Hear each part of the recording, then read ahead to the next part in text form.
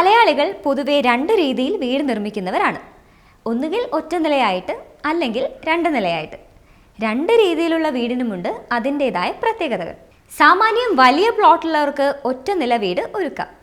കൂടുതൽ user friendly ആയിരിക്കും ഒറ്റ നില വീടുകൾ. എല്ലാ സൗകര്യങ്ങളും ഒരു നിലയിലായതുകൊണ്ട് ഉപയോഗിക്കാൻ എളുപ്പമായിരിക്കും.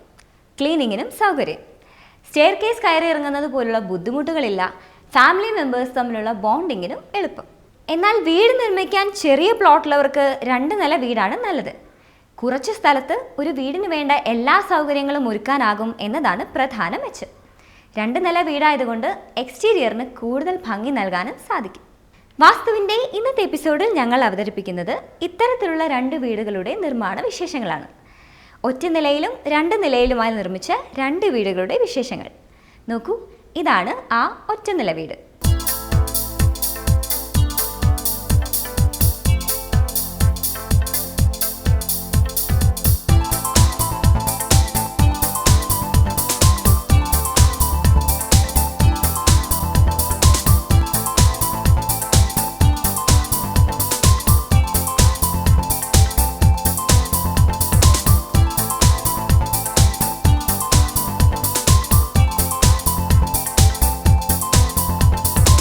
വലിയൊരു പ്ലോട്ടിൽ ഒറ്റ നിലയായി നിർമ്മിച്ച ഒരു വീടാണ് ഇത്. 3000 സ്ക്വയർ ഫൂട്ടാണ് വലുപ്പം. 4 ബെഡ് ഫെസിലിറ്റിയാണ് ഇതിന്. 4 ബെഡ് ഫെസിലിറ്റിയുള്ളൊരു വീട് 5 സെൻറ്റ് വലുപ്പമുള്ളൊരു പ്ലോട്ടിൽ നിർമ്മിക്കാവുന്നതിന് മാതൃകയായി ഇന്നത്തെ എപ്പിസോഡിൽ ഞങ്ങൾ ഒരു വീട് കൂടി അവതരിപ്പിക്കുന്നുണ്ട്. നോക്കൂ, ഇതാണ് ആ വീട്.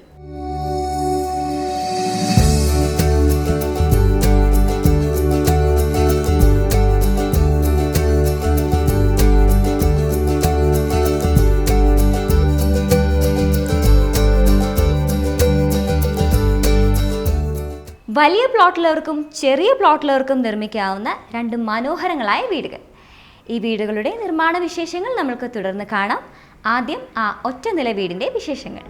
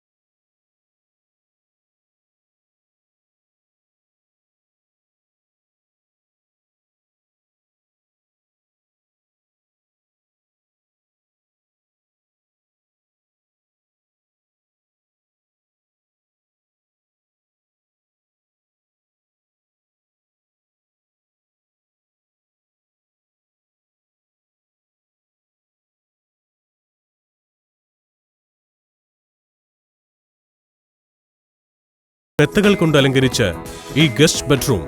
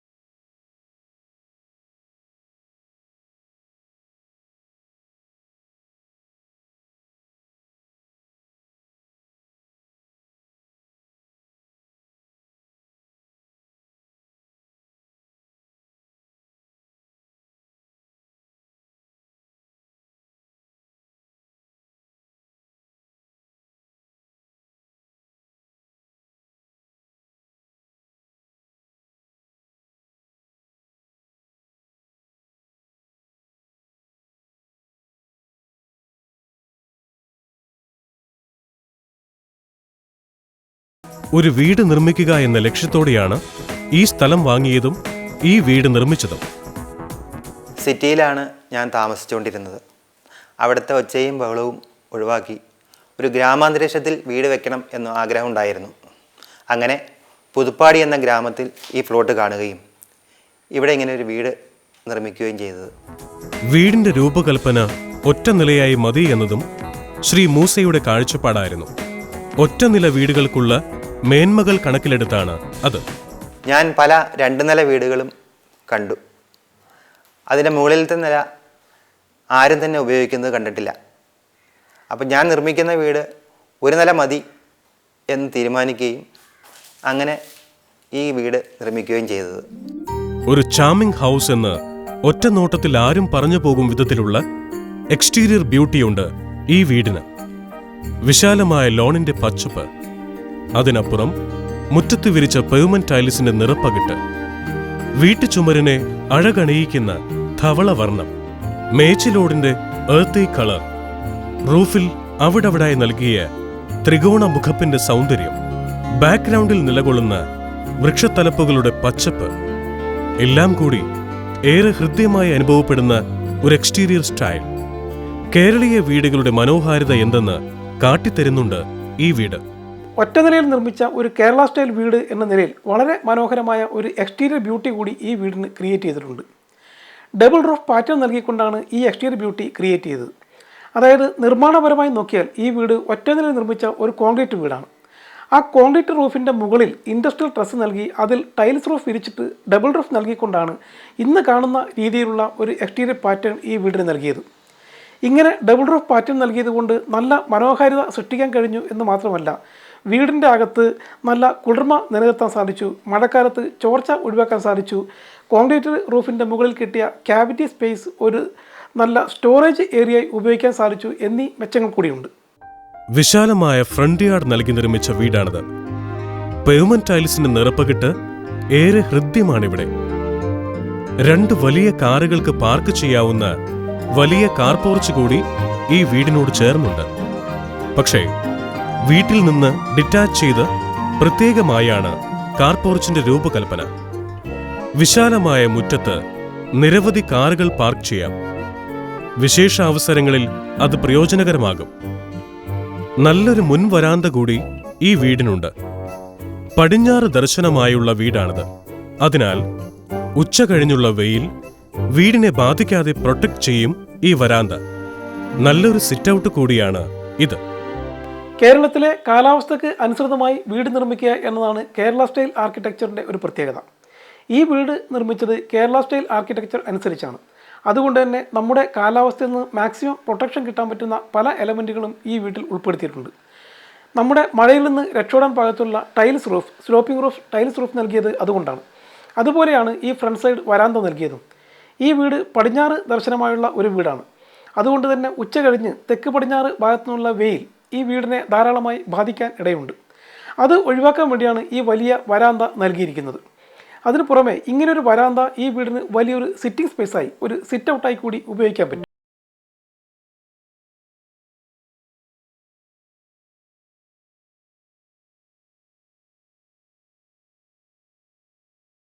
വിശാലമായ മുറ്റവും നീണ്ട വരാന്തയുമുള്ള വീട്. ഈ വരാന്തയിൽ നിന്നാണ് വീട്ടിലേക്കുള്ള എൻട്രി. വരാന്തയുടെ മധ്യഭാഗത്തായാണ് ഡോർ. അത് തുറക്കുന്നത് ഈ ഫോമൽ ലിവിംഗ് റൂമിലേക്കാണ്. പ്രത്യേകം ഒരു മുറിയായി തന്നെയാണ് ഫോമൽ ലിവിംഗിന്റെ ഡിസൈൻ. അതിനാൽ ഗസ്റ്റുകൾക്കും വീട്ടുകാർക്കും ഒരു പ്രൈവസി ലഭിക്കും. അപ്ഹോൾസ്റ്ററി ലെതർ സെറ്റുകളും ദിവാനുമൊക്കെയാണ് ഇവിടുത്തെ ഇരിപ്പിടങ്ങൾ. ഈ ഫോമൽ ലിവിംഗിൽ നിന്ന് ചെറിയൊരു ഫോയർ വഴിയാണ് വീടിന്റെ കോർ ഏരിയ എന്ന് വിശേഷിപ്പിക്കാവുന്ന നടുമുറ്റത്തേക്കുള്ള എൻട്രി. വീടിന്റെ ബ്രഹ്മസ്ഥാനത്തായി ഒരു നടുമുറ്റം. ഈ നടുമുറ്റത്തിന്റെ ചുറ്റുമായി വീട്. ആ മട്ടിലാണ് ഇതിന്റെ രൂപകൽപ്പന. മഴയും കാറ്റും വെയിലുമൊക്കെ വീടിന്റെ ഉൾഭാഗത്തേക്ക് എത്തും വിധം ഓപ്പണായി തന്നെയാണ് ഈ നടുമുറ്റത്തിന് നിർമ്മാണം. താഴെ പെബിൾസ് വിരിച്ച കുഴിയങ്കണം, ചുറ്റും കൈവരികൾ. അങ്ങനെയാണ് നടുമുറ്റം ഒരുക്കിയത്. മുകൾ വശം ഓപ്പൺ ആണെങ്കിലും അയൺ ബാറുകൾ നൽകി സുരക്ഷ ഉറപ്പാക്കിയിട്ടുണ്ട്. ഈ നടുമുറ്റത്തിന്റെ 4 ചുറ്റുമുള്ള വരാന്ത സ്പേസ് നല്ല യൂട്ടിലിറ്റി നൽകിയാണ് ഒരുക്കിയത്. ഒരു ഭാഗത്ത് ഈ ഫോമൽ ഡൈനിങ് ഏരിയ, മറ്റൊരു ഭാഗത്ത് ഒരു ഫാമിലി സിറ്റിംഗ് സ്പേസ്. വേറൊരു ഭാഗത്ത് ഒരു ഊഞ്ഞാൽ കട്ടിലും അതിനപ്പുറം വാഷ് കൗണ്ടറും. അങ്ങനെ നല്ല യൂട്ടിലിറ്റി നൽകിയുള്ള ഡിസൈൻ. ഡൈനിങ് സ്പേസിനരികെ TV കാണുവാനുള്ള സൗകര്യവും ഒരു ക്രോക്കറി ഷെൽഫുമുണ്ട്. പഴയകാല കേരളീയ ഗൃഹങ്ങളുടെ പ്രധാനപ്പെട്ട ഒരു എലമെൻ്റാണ് നടുമുറ്റം. ഇലക്ട്രിക് ലൈറ്റോ ഫാനോ എയർ കണ്ടീഷണറോ ഒന്നുമില്ലാതിരുന്ന പഴയ കാലഘട്ടത്തിൽ വീട്ടിനുള്ളിൽ വേണ്ടത്ര നാച്ചുറൽ ലൈറ്റും വെന്റിലേഷനും ഉറപ്പുവരുത്തുക എന്ന ധർമ്മമാണ് നടുമുറ്റങ്ങൾക്കുണ്ടായിരുന്നത്. ഈ വീട് നിർമ്മിച്ചതും ഒരു കേരള സ്റ്റൈൽ വീടായതുകൊണ്ടാണ് ഇതിനകത്തും ഒരു നടുമുറ്റം നൽകിയത്. അതുകൊണ്ട് തന്നെ ഏത് സമയത്തും ഇതിനകത്ത് ധാരാളം നാച്ചുറൽ ലൈറ്റും വെന്റിലേഷനും ഉറപ്പുവരുത്താനായിട്ടുണ്ട്. ഈ വീട് ഒരു 3000 സ്ക്വയർ ഫീറ്റ് വലിപ്പമുള്ള വീടാണ്. ഇത്രയും വലിപ്പത്തിലുള്ള ഒരു ഒറ്റനില വീട് നിർമ്മിക്കുമ്പോൾ അതിൽ ഒരു നടുമുറ്റം വളരെ അത്യാവശ്യമാണ്. നടുമുറ്റത്തിന്റെ ഒരരികിൽ നിന്ന് പ്രവേശിക്കാവുന്ന വിധമാണ് കിച്ചന്റെ ഡിസൈൻ. 2 സെക്ഷനായുള്ള വലിയ അടുക്കള. ഇത് ഫോർമൽ കിച്ചൺ, ഇത് വർക്കിംഗ് കിച്ചൺ. ഫോർമൽ കിച്ചണിൽ ഹോം ഡൈനിങ്ങിന് വേണ്ട സൗകര്യവും ഒരുക്കിയിട്ടുണ്ട്. തേക്കൻ തടിയിൽ തീർത്തതാണ് സ്റ്റോറേജ് ക്യാബിനുകൾ. ഹുഡ്, ഹോബ് എന്നിവ അതിന് പ്രൗഢിയേകുന്നു. ഏറെ സൗകര്യപ്രദമായ ഈ അടുക്കള ട്രഡീഷണൽ വാസ്തു നിയമങ്ങൾ അനുസരിച്ച് വടക്ക് കിഴക്ക് കോണിലായാണ് നൽകിയത്. കേരള സ്റ്റൈൽ ആർക്കിടെക്ചർ അനുസരിച്ച് നിർമ്മിച്ച ഒരു വീട് എന്ന നിലയിൽ കേരളത്തിൻ്റെ പാരമ്പര്യ വാസ്തു നിയമങ്ങൾ കുറേയേറെ ഈ വീടിൻ്റെ ഡിസൈനിൽ ഉൾപ്പെടുത്തിയിട്ടുണ്ട്. ഈ വീടിൻ്റെ നടുമുറ്റം കൊടുത്തിരിക്കുന്നത് ബ്രഹ്മസ്ഥാനത്താണ്. അതുപോലെ ഇതിൻ്റെ അടുക്കള നൽകിയിരിക്കുന്നത് വടക്ക് കിഴക്കേ മൂലയിലാണ്. ഇതിലെ മാസ്റ്റർ ബെഡ്റൂം നൽകിയിരിക്കുന്നത് കന്നിമൂലയിലാണ്. അങ്ങനെ കഴിയുന്നത്ര ഈ വീടിൻ്റെ ഡിസൈനിൽ വാസ്തു ഉൾപ്പെടുത്താനും ചുറ്റളവിൻ്റെ കണക്കിലും മറ്റും അത് വളരെ സമർത്ഥമായി പ്രയോഗിക്കാനും സാധിച്ചിട്ടുണ്ട്.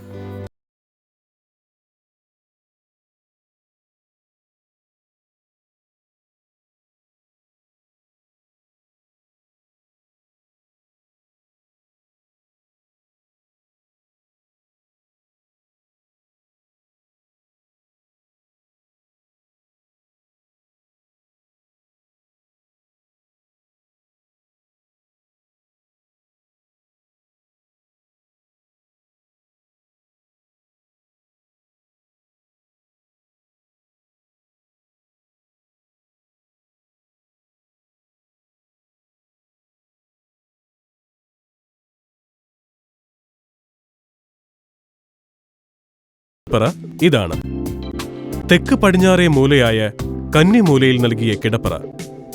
ശ്രീ മൂസയുടെ മൂത്ത മകനും ഭാര്യയും പേരക്കുട്ടിയും ഉപയോഗിക്കുന്ന മുറി.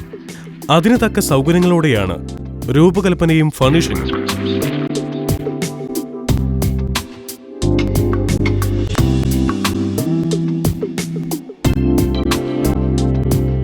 ഇവിടുത്തെ അടുത്ത കിടപ്പറ ഇതാണ്. റെഡ് കളർ തീം നൽകി ഫർണിഷ് ചെയ്ത കിടപ്പറ. ടീക്ക് വുഡിൽ തീർത്ത വലിയ വാർഡ്രോബ്, അറ്റാച്ച്ഡ് ടോയ്ലറ്റ്, ഭംഗിയാർന്ന ജാലകവിരികൾ എന്നിവ ഈ കിടപ്പറയ്ക്കും പ്രൗഢി നൽകുന്നു.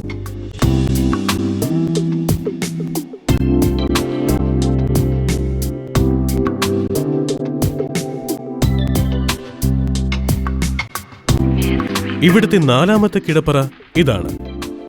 ഗൃഹനാഥനായ മൂസയുടെ ഇളയ മകന്റെ മുറി. മെത്തയുടെയും ശയ്യാവിരിയുടെയും ഭംഗി ഏറെ ആകർഷകം.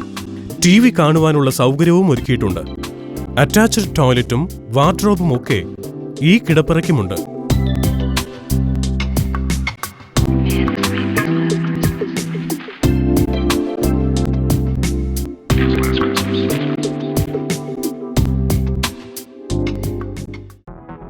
വീടിന്റെ തെക്ക് ഭാഗത്ത് ഗാർഡനിലേക്ക് വ്യൂ നൽകി ഒരു പാഷ്യോയും ഈ വീട്ടിനുണ്ട്. 3000 സ്ക്വയർ ഫീറ്റ് വലിപ്പത്തിൽ ഇങ്ങനെ ആകർഷകങ്ങളായ സൗകര്യങ്ങളും സജ്ജീകരണങ്ങളുമൊക്കെയായി ഡിസൈൻ ചെയ്തൊരു വീട്. ഒറ്റ നിലയിൽ വീടൊരുക്കണം, അതിന് കേരളീയ ഗൃഹശൈലിയുടെ ചന്തവും ചാരുതയും വേണം എന്നാഗ്രഹിക്കുന്നവർക്ക് തീർച്ചയായും മാതൃകയാക്കാവുന്ന ഒരു വീടാണിത്. അല്പം വിശാലമായ പ്ലോട്ടുള്ളവർക്ക് യോജിക്കുന്ന ഐഡിയലായ ഒരു ഹോം ഡിസൈൻ. ഒറ്റ നിലയിൽ കോൺക്രീറ്റ് വീടായിട്ടാണ് ഇതിന്റെ നിർമ്മാണം. ആ കോൺക്രീറ്റ് റൂഫിന് മുകളിൽ ഇരുമ്പ് സെഷൻ തീർത്ത് ഓടിട്ടാണ് ഇപ്പോൾ കാണുന്ന മേൽക്കൂര ഒരുക്കിയത്. ഈ രീതിയിൽ നിർമ്മിക്കുമ്പോൾ സ്ക്വയർ ഫീറ്റിന് 1850 രൂപയോളം ഇപ്പോഴിതിന് നിർമ്മാണ ചെലവ് വരാം. അതായത് 3000 സ്ക്വയർ ഫീറ്റ് ഉള്ള ഇത്തരമൊരു വീടിന് 55.5 ലക്ഷത്തോളം ചെലവ് വരാമെന്നർത്ഥം. ശൈലിയിൽ നിർമ്മിച്ച ഭംഗിയാർന്ന ഒരു വീടാണ് നിങ്ങൾ ഇതുവരെ കണ്ടത്. ആർക്കും നിർമ്മിക്കാൻ തോന്നുന്ന ഒരു വീട്. എന്നാൽ വലിയ പ്ലോട്ടുള്ളവർക്കാണ് ഇത്തരം വീടുകൾ നല്ലത്. ചുരുങ്ങിയത് 20 സെന്റെങ്കിലും വലുപ്പമുള്ള പ്ലോട്ടുകൾ ഉള്ളവർക്ക്.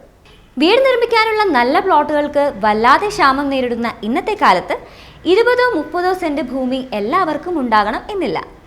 അതുകൊണ്ട് തന്നെ 5 സെന്റ് മാത്രം വലുപ്പമുള്ളൊരു പ്ലോട്ടിൽ നിർമ്മിക്കാവുന്ന മനോഹരമായൊരു വീടിന്റെ മാതൃക കൂടി ഇന്നത്തെ എപ്പിസോഡിൽ ഞങ്ങൾ അവതരിപ്പിക്കുന്നുണ്ട്.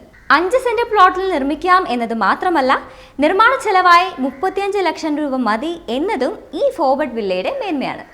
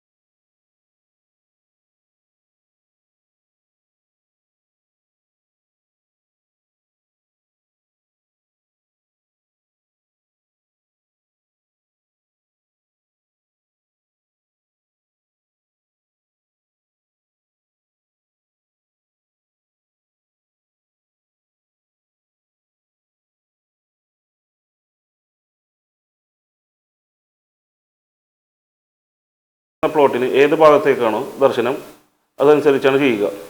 തെക്ക്, കിഴക്ക്, പടിഞ്ഞാറ്, വടക്ക് എന്നിങ്ങനെ.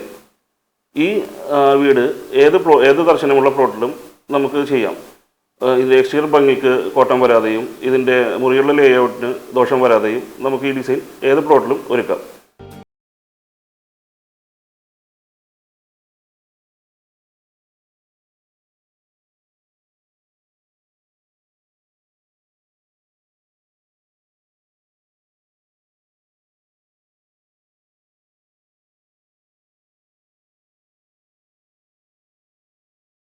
ഒരു വീട് ഡിസൈൻ ചെയ്യുന്ന സമയത്ത് വാസ്തുനിയമങ്ങൾ പാലിച്ച് വേണം അത് ചെയ്യാൻ. ഈ വീടിൻ്റെ ഡിസൈനിങ്ങിലും ഞങ്ങൾ അത് പാലിച്ചിട്ടുണ്ട്. ഒരു പ്ലോട്ട് എങ്ങോട്ട് ദർശനമാണെങ്കിലും തെക്ക്, കിഴക്ക്, പടിഞ്ഞാറ്, വടക്ക് തുടങ്ങി എങ്ങോട്ടാണെങ്കിലും ഈ വീടിൻ്റെ എക്സ്റ്റീരിയർ ബ്യൂട്ടിക്ക് കോട്ടം വരാതെ മുറികളുടെ ലേഔട്ട് മാത്രം വ്യത്യാസം വരുത്തി ഏതൊരു പ്ലോട്ടിലും ഈ വീട് നിർമ്മിക്കാം.